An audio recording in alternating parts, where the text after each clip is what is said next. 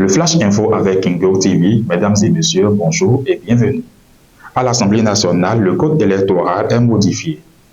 Par 79 voix pour, 28 contre et une abstention, l'Assemblée nationale a procédé au vote de la loi 2024-13, modifiant et complétant la loi 2019-43 du 15 novembre 2019 portant code électoral en République du Bénin.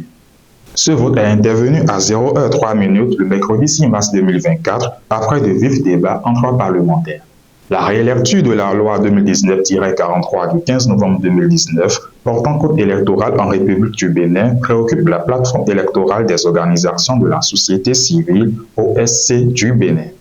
À travers une déclaration rendue publique le mardi 5 mars 2024, la plateforme a exposé ses inquiétudes et préoccupations vis-à-vis du processus de réélecture du code électoral.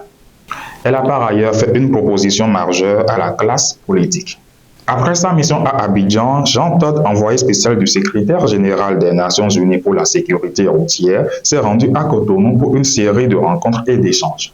Lors d'une réunion tenue le mardi 5 mars 2024 avec 3 membres du gouvernement, les acteurs de la sécurité routière et le représentant résident du système des Nations Unies au Bénin, Jean Todt, a salué les efforts entrepris par le gouvernement béninois dans le domaine de la sécurité routière. Suite aux polémiques autour de l'opération d'expropriation dans la zone 4 de Tobin, le ministre José Tonato apporte des clarifications. C'est au cours d'une conférence de presse animée ce mardi 5 mars 2024 que ce dernier informe la population sur la façon dont le gouvernement conduit les opérations d'expropriation en se basant sur le respect des tests. De ce qui est de l'opération de recensement des marchands des nouveaux marchés à Cotonou, lancée par la mairie de Cotonou de concert avec l'Agence nationale de gestion des marchés ANAGEM, il y a eu lieu de remarquer la bonne ambiance dans laquelle se tient l'opération sur le site du nouveau marché de Midombo.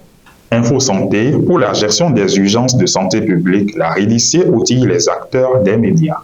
Le projet régional pour le renforcement des systèmes de surveillance des maladies au Bénin RIDICE organise depuis ce mardi 5 mars 2024 un atelier de renforcement des capacités à l'endroit des acteurs des médias. L'activité a été lancée par le représentant de la coordinatrice du projet, Blaise Rouillard, en présence du représentant de l'Union des professionnels des médias, Prudence Ressou et des participants. C'est mercredi, la mission des douanes nigériennes visite la station terminale du Pipeline.